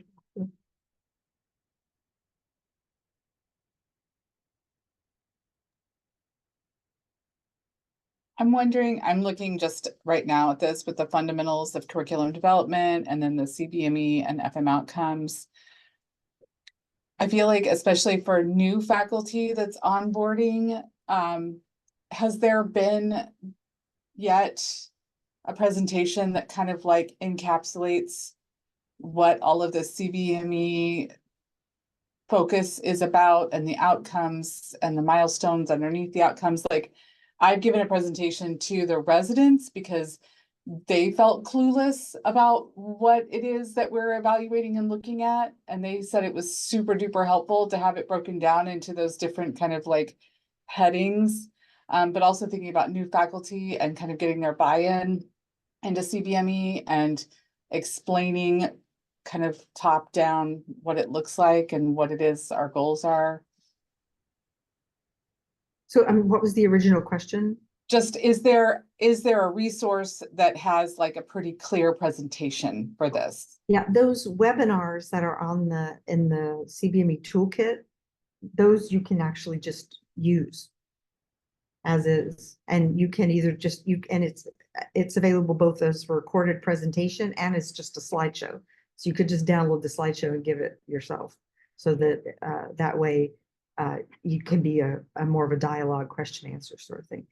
Stephanie, any other thoughts on that? I was thinking that exact same thing. A lot of the presenters put in specific things in the notes sections so that you would be able to just pick it up and adjust it for your program. And Lynn, what did you find the most useful as part of as your program being integrated in as a pilot program? Mm-hmm.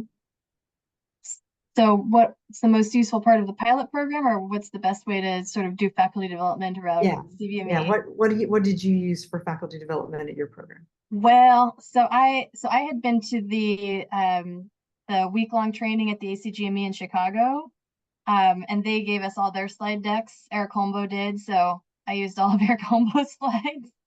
Well, I edited them a little bit, but I basically used those presentations.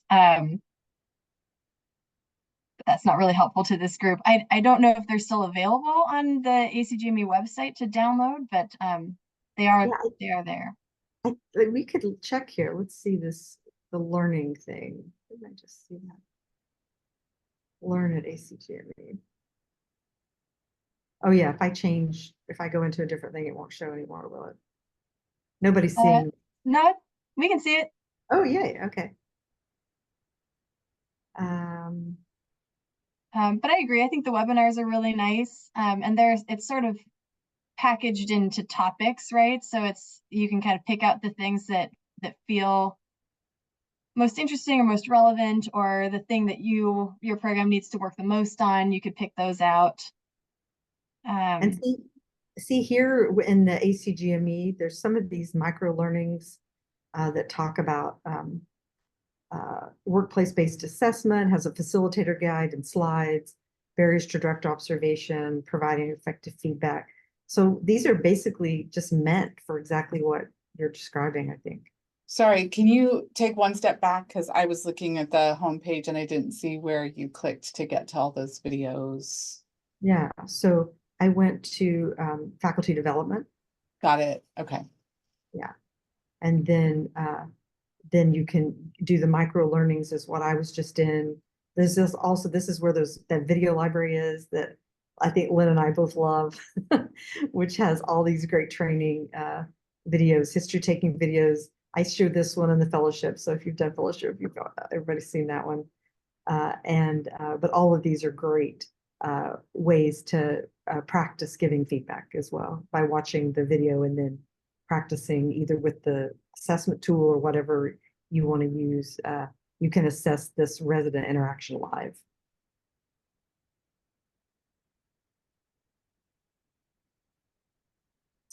So all those things are links within the MDRL. Along the same line, is there an overarching diagram that explains what CBME is? Ooh, many.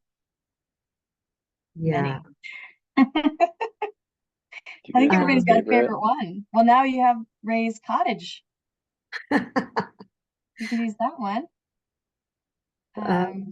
But there's, those articles that are embedded into the website, Isaac, have some really cool diagrams as well. Danielle, do you have your updated version that you used that you'd be willing to share of the template for mapping the different areas? Oh, yeah. I think the thing is, unless I used it wrong, the template itself is essentially just all of the milestones listed on the left. And then you have to like put in your individual evaluations on the top. So I could definitely like bring up what mine looks like. And I haven't audited it in a while because that's another piece of it.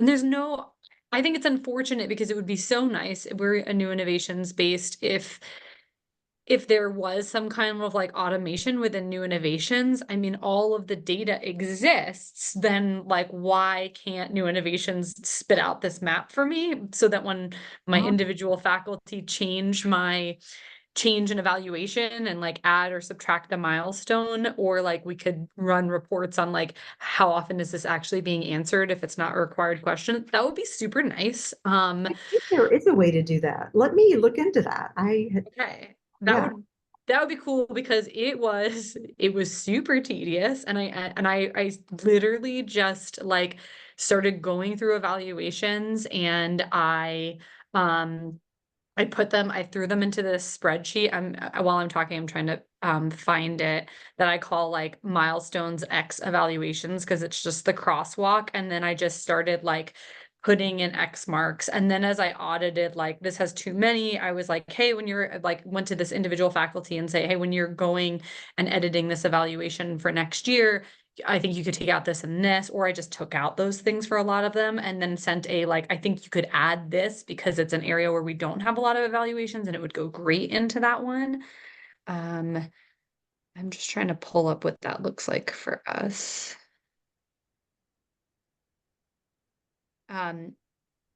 Yeah, it would be great if I had something better. Let's see. Yeah, that's a really good idea about pulling a report from new innovations that would do that for us. I am confident we can do that. And if not, I found mine. I've got it in. I can get them to make it for us.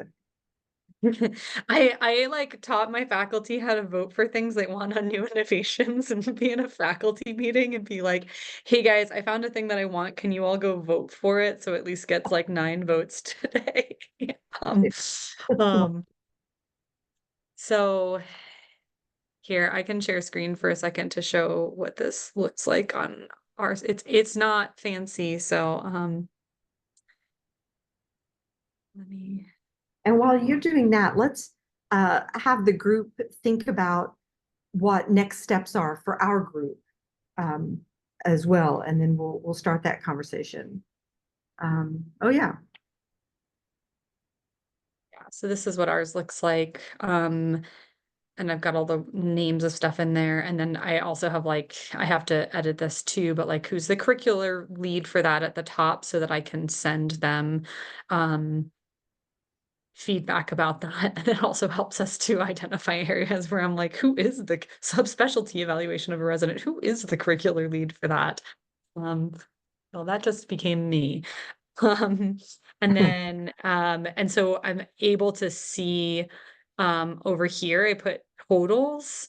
And it's like, gosh, some of these, we have only one question in our entire evaluation system that gets into this milestone. But in this one, we have 15 of them. And so like, then I go through this and be like, where are we actually getting meaningful data on this? And like, where are we not getting meaningful data on this? And then try to go back to people and be like, yeah, you could take this out, or you could, you should keep this one in, or, hey, could you think about like, we've actually used this to be like, oh, okay, we only have, I think we probably had 0 here. And then like, so SPP4, the advocacy milestone, oh, we need to make an advocacy evaluation. Essentially it's at 0. So we made a new evaluation and mapped it there. And then look at some of the other ones that were like lower, and we're like, oh, okay, there's only 2 evaluations that are getting at health promotion and wellness. Are there other places we can add assessment of health promotion and wellness? So this is what it kind of looks like for us. Yeah, that does look like the one from fellowship. And like you say, very cumbersome if you have to go in and open each of them individually. So thank you for calling that out. Okay, so let's talk about next steps. So please, I'm just going to kind of go through the group, and so everybody gets input and ask how often you want to meet. Be the first question, so we can take some votes, and what you would like the next steps to be. Does that sound okay, Molly, to you as a way to do this? Okay. So I'm just going to go through my list of people here, starting with you. Danielle, when would you like to meet again, and what would you like us to focus on for next time? Okay, being completely candid, I have no idea really I mean, like, obviously this is about CBME. I think that Kim Stutzman just threw my name out there into this, and I said, okay. And because I'm our CBME kind of lead person, so I'm actually totally unclear what our mission statement is for this. And I'm sorry I was 15 minutes late because I was in patient care. So I also probably missed that in the beginning.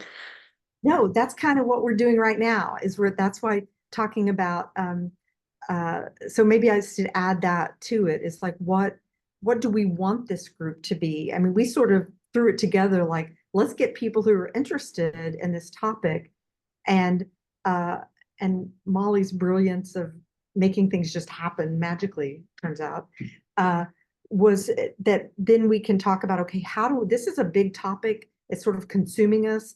How do we collaborate to make it easier on all of us? And what does that look like? We need to decide that. This is just step one.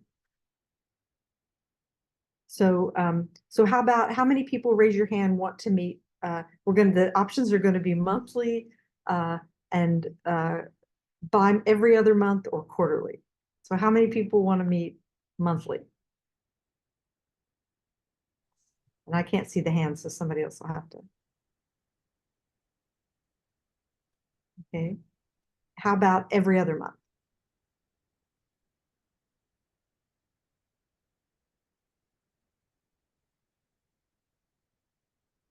Okay, got 6 at least people.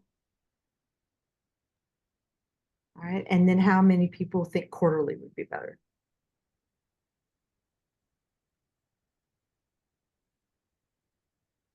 Okay, I think every other month is the winner. So we'll try to set that up, recognizing that some people may only be available quarterly. And so we'll keep recording them. And then we'll have an email. We have this email group so we can exchange ideas offline as well. Right. And then I'll come back. Lila, do you have your hand up? Did you want to say something, or is that just left up from quarterly? Oh, that was left up, but I also have a suggestion for things for the next meeting. Please. Our program is really struggling with how to rewrite our evaluations to make them more competency-based, especially for the big curricular areas, inpatient and OB, and pediatrics specifically. So if people that have a beautiful working competency-based evaluation form can bring that to the group so I can borrow it and give credit where credit is due, I would love that. Thank you. I guess I would say like things I'd be happy to bring to this group. So I, like Lynn, did the week-long training at the ACGME in Chicago, where I discovered that my sensei, Kim Stutzman, has secretly been teaching me CBME since the beginning of my career. And we're like actually doing a lot of this stuff pretty well. As far as like intro level stuff. And I think there's just been like little things along the way that we've added that are CBME that I feel like if you're really trying to like transform your program, it can feel really overwhelming. Like there's just so much information, and I'm happy to bring like little things like, okay, we implemented this one thing, and this is one thing that you can add to your curriculum that's really helpful. Just kind of like micro things rather than complete overhauls, I'm happy to kind of walk people through that I think have been helpful for us. All right, thank you. Juliet.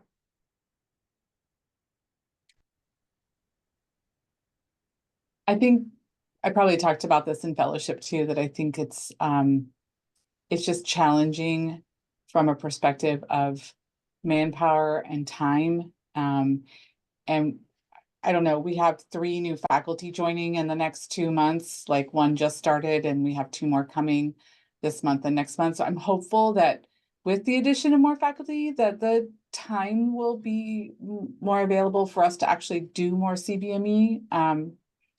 Yeah, so I think how we streamline it, how we make it more accessible so that, I mean, I honestly, when I see like the number of assessment tools, I get really overwhelmed. It's hard for me to really like pin down what is workable for us. So while it's great to have a breadth of tools, I immediately feel like the pile's too big. I can't even start. So it's hard for me to kind of find where to like step into it without getting totally overwhelmed. And when we don't have new innovations, so it does again feel like we kind of have to invent things a little more than just having a tool readily available.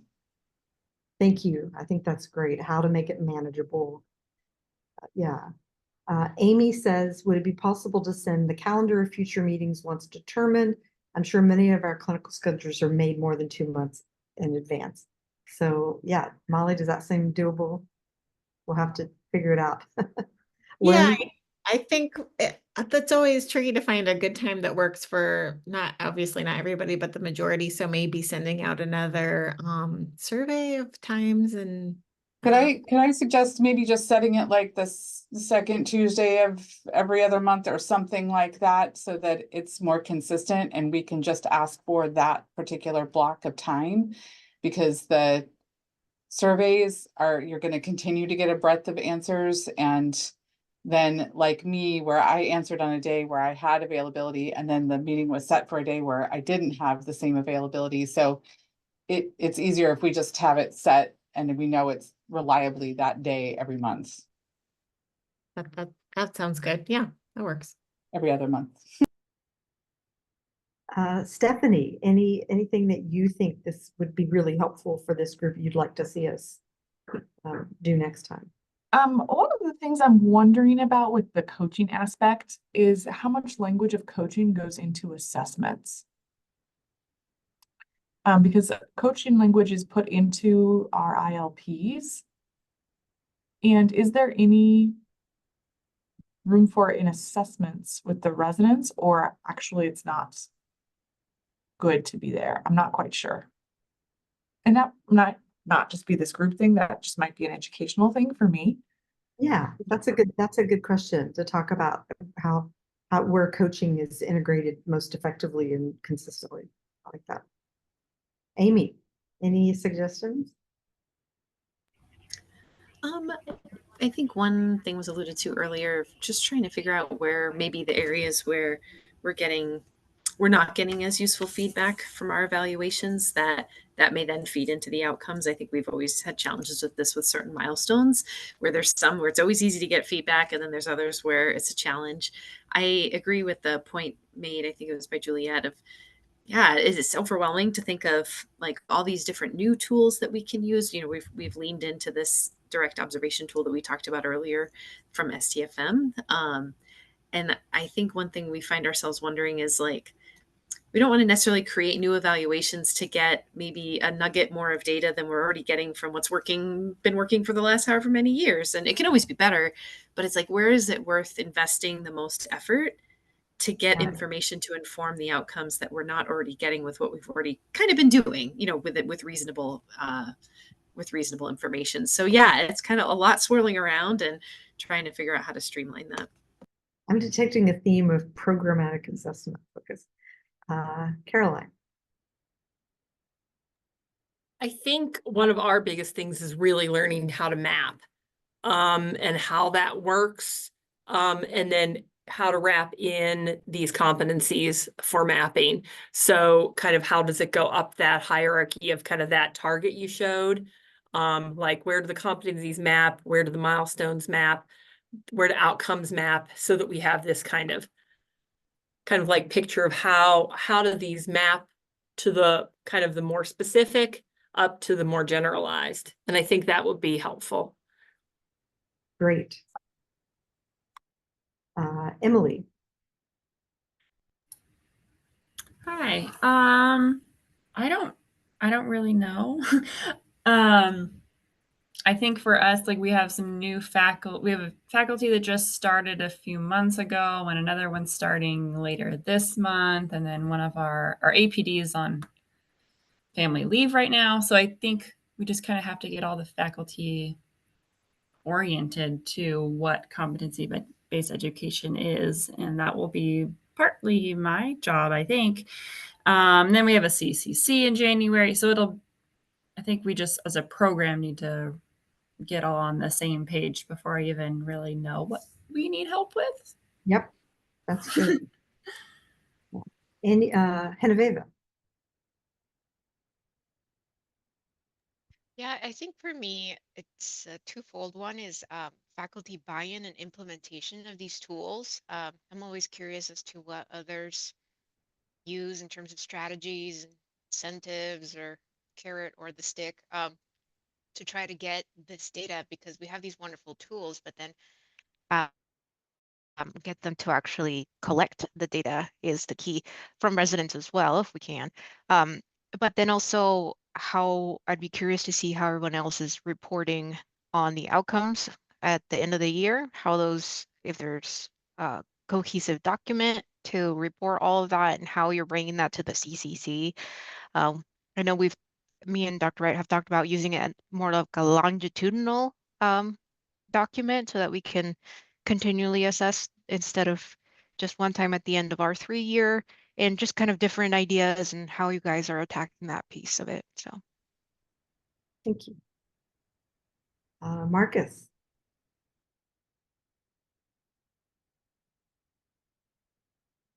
All right, anybody else have anything else before we close? And then I think in the meantime, we'll have our email chain.